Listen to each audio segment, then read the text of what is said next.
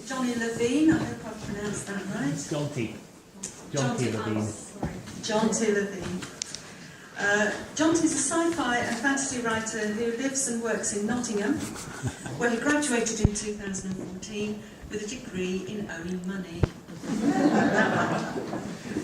His work has been read out on local student radio, and his current projects include stories about superpowered teenagers and sports competitions on the moon. His first internationally translated novel has not been written yet. But if you want to see what he does next, you can follow his progress at jontylevine.com.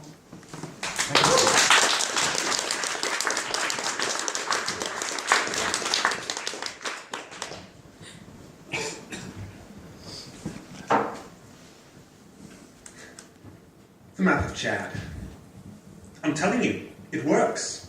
That is such bullshit, said Luke. What's bullshit? Asked Hannah, scooting her chair over to talk. Luke grabbed the book and showed it to her. Chad says he can change the real world by writing in this book, he sneered, holding up something that looked a lot like everyone's textbook, somewhat frayed about the edges and open at the world map page. Like he's the fucking Death Note of geography or something. I knew you wouldn't believe me, said Chad, grabbing the book. So that's why I changed the name of Rafaranda. To what? Well, Is that even a real place? Hannah asked. Yeah, well, technically, but it's called something different now. Luke's expression changed to that of fear, which was not a good look for him. Don't tell me I named it after myself, Chad said with a grin.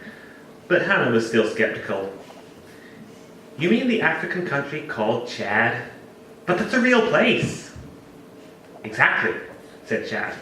No, but it's been a real place for like years. Chad, you didn't name it after yourself. Well, look at this then, said Chad, and he thrust the textbook in her face, one hand clasped protectively around the edge, and the other pointing to the 4 letters of his name scrawled upon the heart of Africa in black ballpoint pen. The original name, scribbled out, was still faintly visible as Rafaranda. Okay, so you got a misprinted copy, no big deal. I'll prove it, said Chad. Name any fictitious country you like, and I'll add it to the world map. Hannah snickered at him. What, like that will make it real? Chad nodded. Okay then, Mordor, said Hannah. Chad raised his pen. Don't, said Luke. That's full of orcs and shit. Pick a different country. Okay, said Hannah, sounding a lot less sure of herself. Then, how about Madagascar? You know, from the movies. Oh my god, if we actually got talking penguins, that would be incredible, said Chad. And he wasted no time in laying down his pen off the east coast of Africa to draw a teardrop-shaped blob of land where before there had been nothing. Luke watched in trepidation as he shaded it in with a pencil, and Hannah peered over his shoulder to make sure he spelt it right.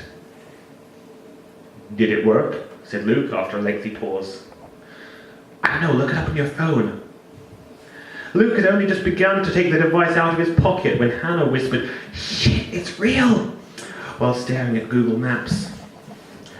Put your phones away, please, said Mrs. Flett as she strolled past the desk. Wait, Chad called after her, stifling a grin. Can we learn about Madagascar? Another pause. In your own time if you wish to study it, but this lesson is on Brazilian slums. Hannah caught up with them after class, overhearing the tail end of their conversation as they walked. I don't know, said Luke. I can't ever imagine it being part of Russia. Wait, she said. What else did you do with the map? Chad said, glancing at the book. Nothing. I mean, besides the thing I was just talking about, which was... Yes? Okay, so the way I discovered the power of this book is that I accidentally made Alaska the 30th state. You mean the 50th? Yeah, right, said Chad with another nervous glance. And that's all you did, said Hannah. Well, thank Christ for that. Why, said Chad. What's wrong with a little experimentation?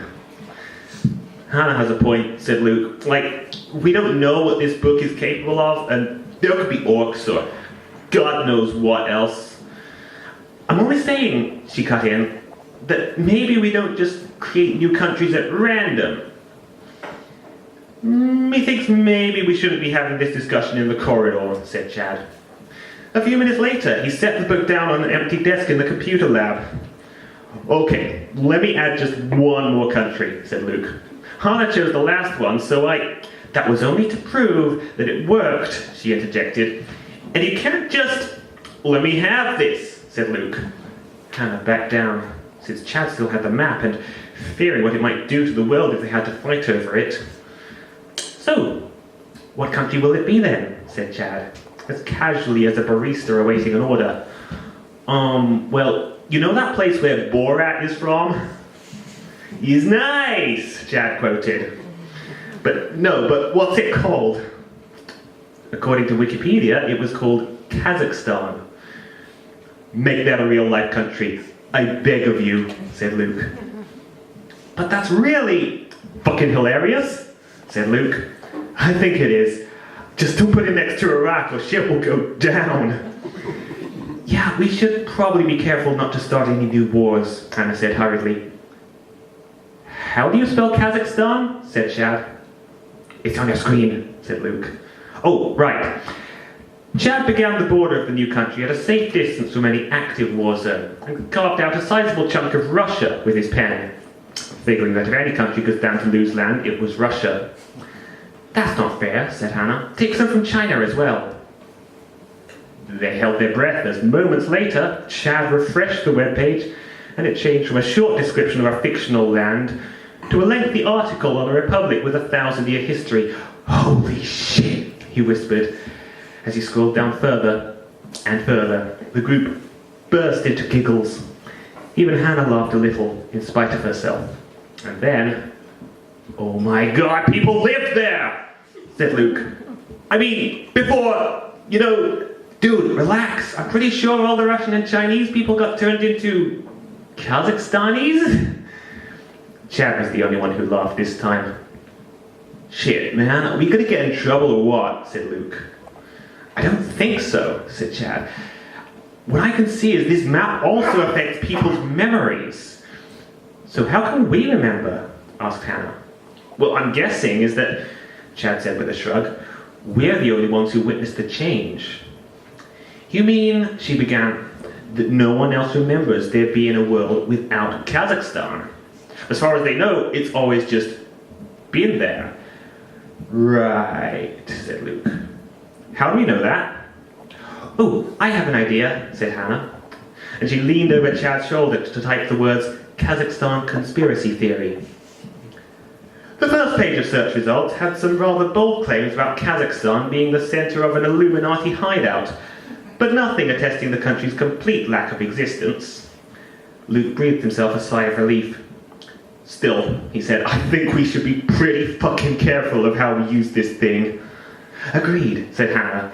Oh, really? Said Chad. So you don't want to make, Narnia or something?